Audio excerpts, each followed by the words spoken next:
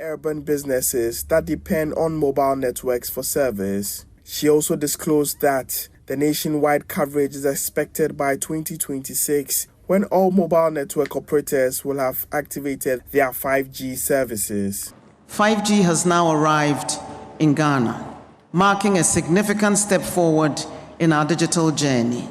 The initial rollout focus is on major cities, starting today, where we anticipate that residents in Accra, Kumasi, and Takoradi will begin experiencing the benefits almost immediately once the network operators activate it.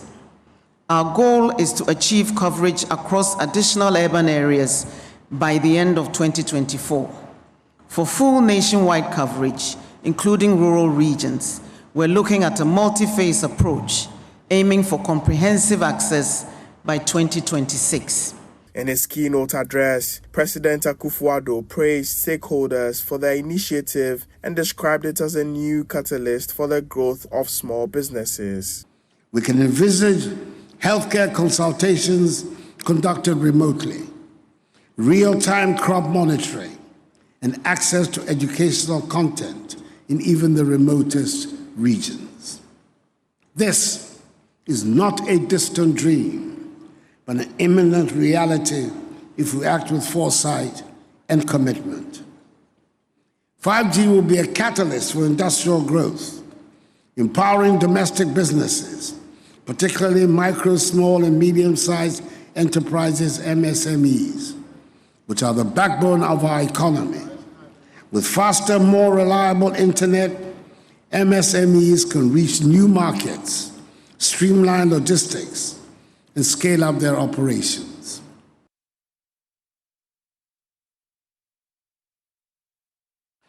Director at PwC South Africa, Marco Lutz, is urging businesses to invest in cybersecurity infrastructure to safeguard their information operations. According to Mr. Lutz, strengthening cybersecurity can enhance trust when dealing with domestic and international threats. He was speaking on the sidelines of PwC Cybersecurity Forum here in Accra.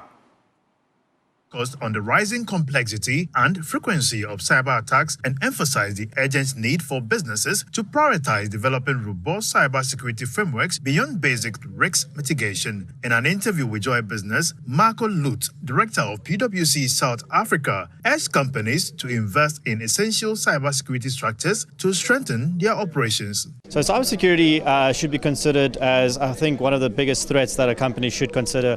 One would always think about operations and return on investment and so forth. However, cybersecurity should be up there. As a projection, I think a way of learning if you can actually invest in cybersecurity is to build trust, right? So the return on investment is not necessarily a monetary thing. However, it does protect you from some level of that. Head of the National Computer Emergency Response Team, Stephen Sechi, highlighted the current landscape of cyber-related challenges. The top three usually have to do with online-related fraud. So where you have online shopping scams, job scams and the like. You can talk about cyberbullying, where we have the dominant factor is the one about these loan apps that are not sanctioned, but people get to install them. And then you can also talk about sextortion. So people being extorted or blackmailed because some sensitive image or video of them is in the hands of the wrong person. So Clement Yaira Tete, senior manager at PwC, called for greater awareness around cybersecurity policies for businesses. We realize that most of these organizations are actually lagging behind when it comes to cybersecurity. Hence, we are trying as much as possible to bridge the gap between business and the technical executives. We actually think that they should put in much more effort. Technical executives should be given a seat at the table. We also think that there should be more investments in that in the cybersecurity space.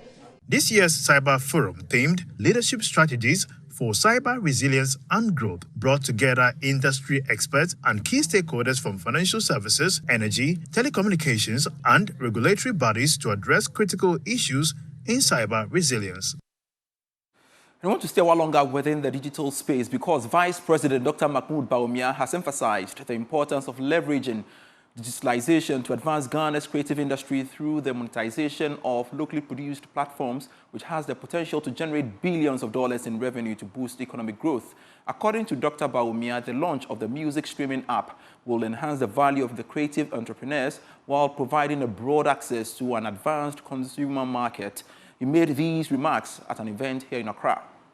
The Ghana Music Experience, GMX, a newly launched Ghanaian-owned music streaming platform, was unveiled in Accra. At the launch, Vice President Dr. Mahmoud Bawumia highlighted the vital role of digitalization in advancing Ghana's creative industry through monetized platforms that drive revenue and support industry growth.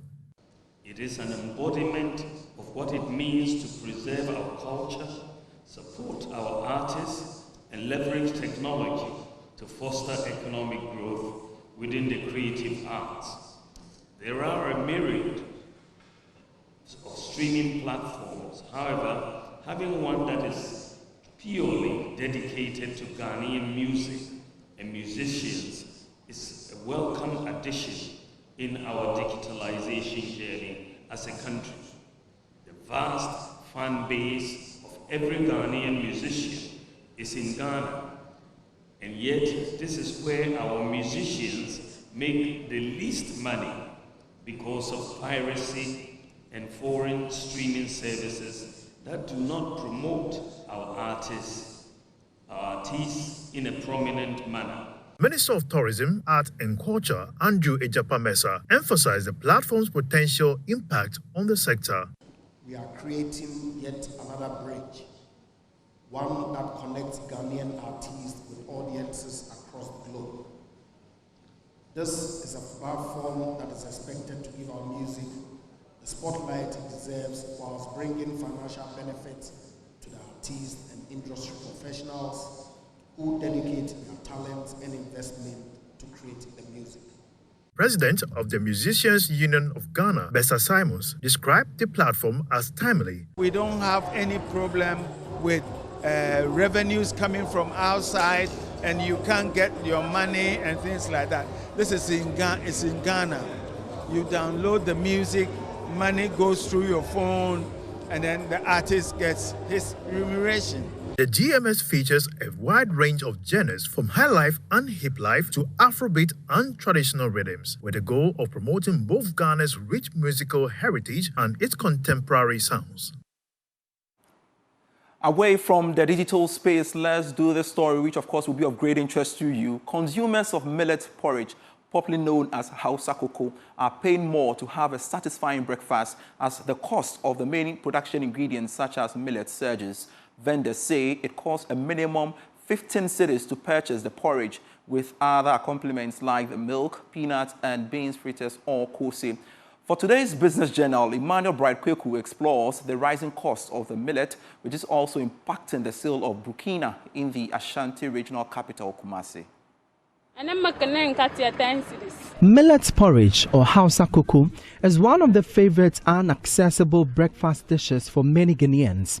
Made from a mixture of grounded millet and other local spices, the porridge is usually enjoyed with other pastries like kose. But what was once the cheapest breakfast meal on the Ghanaian menu is now an expensive luxury. Alima to Sadia sells at Bomso and has been in the business for the past 2 decades.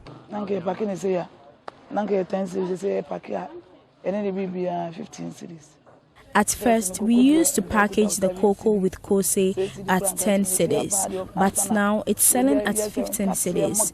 That's how much you pay to get a satisfying meal. 10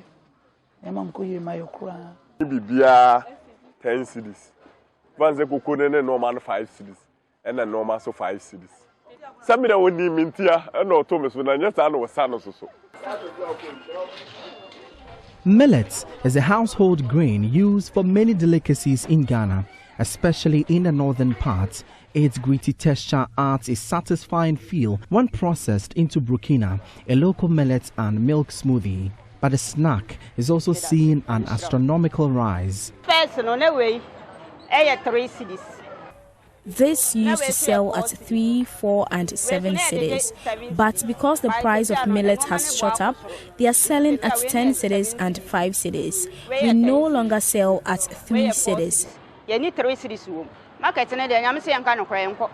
The increase in cost of the meals is attributable to price surge and scarcity of its major ingredients, millet and beans. The price of the commodity on the market is seeing a 120% surge from 500 cedis to 1,200 cedis. Haja Munira explains the increase in costs. Last year, by this time, we turned 5 million. And I see 12 million. Last year, a bag of millet sold at 500 cedis, but now it is selling at 1,200 cedis. The exchange rate is our headache.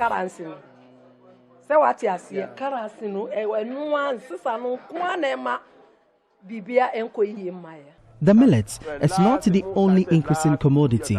The beans used for the fritters added to the Hausa Koko are now shooting up. Alhaji retails beans at the Alaba market, but his shop is almost empty after the trucks of beans he is transporting from neighboring Burkina Faso and Niger were hijacked. The communities we import from aren't safe. We are sometimes held up at the checkpoints for days, and when we return here, most of the commodities will be spoiled.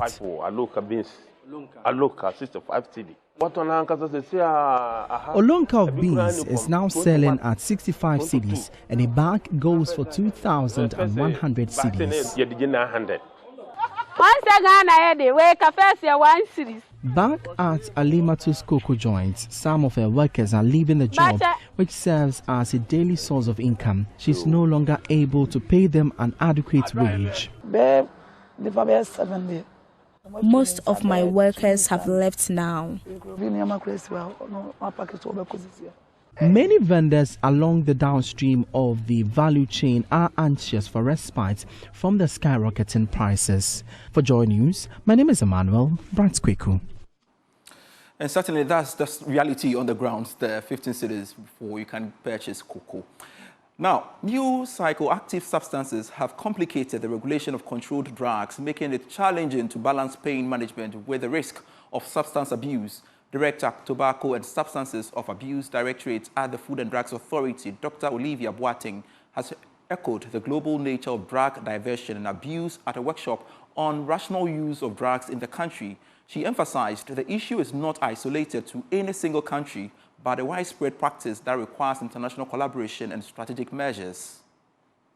Use of opioids have become a controversial topic in recent years due to the rise in opioid abuse and addiction. According to Olivia Boateng of the Food and Drugs Authority, countries have joined forces to use international monitoring tools, aiming to devise robust mechanisms that effectively address and prevent drug abuse. She clarified that while the abuse of pharmaceuticals is a serious concern, it is not necessarily due to any failing by legitimate pharmaceutical companies. Dr. Boateng says the challenge largely comes from covert operations and the activities of black market distributors. She observed registered and approved pharmaceutical companies follow guidelines, but diversion of drugs typically occurs outside of these official channels. What is happening or what is fueling is the illicit system, and that is what is coming in from unapproved bodies. That is what is coming in concealment. Somebody on a flight will conceal it. So those are covert operations. They are not broad daylight things that you see, and for that you need a lot of intelligence from neighboring countries, intelligence from other security services. So national security always gives us intel. We work with GRA or customs, work in Narcotics Control Commission. So it's actually not a problem with the registered approved sources. These things happen clandestinely. You don't see them. They are not your routine importers or your regular people who have registered to do it. There are people who sit in unapproved areas and put chemicals together and synthesize these new psychoactive substances and sell on the dark market. The CEO of Komfo Teaching Hospital, Professor Ochre Adey-Mensah, advocated for rational use of drugs, saying it is a proven indicator of the quality of clinical services rendered by health facilities. Rational use of drugs is of paramount importance in any healthcare setting, as it is a proven indicator of the quality of clinical services rendered by health facilities. It is thus appropriate that as a hospital striving to be a leading center of excellence in the provision of specialist clinical care. Special attention and efforts be directed at cultivating a culture of prudent use of medicines as part of the drive to optimize patient care outcomes. We must prioritize responsible, accessible opioid use in Africa, strengthen regulatory responses to new psychoactive substances, and address opioid misuse, including within our healthcare sector. By working collectively, we can develop solutions that do not only address immediate pain relief needs, but also uphold the integrity of our health systems. Together, let us strive for a future where effective, compassionate, and responsible pain management is universally accessible. Josephine Sego reporting for Joy News. This is still Business Live. We have more stories for you after this break.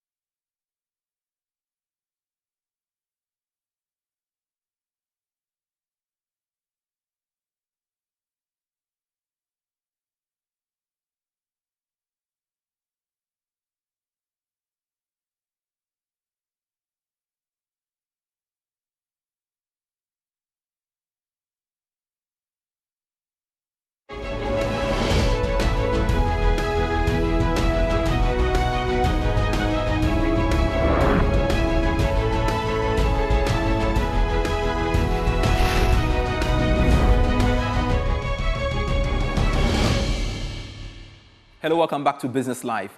Discounted lands, beautiful furnishing and free consultation and lots of food, all at one venue, Accra International Conference Center, where the EcoBank Joy News Habitat Fair is ongoing.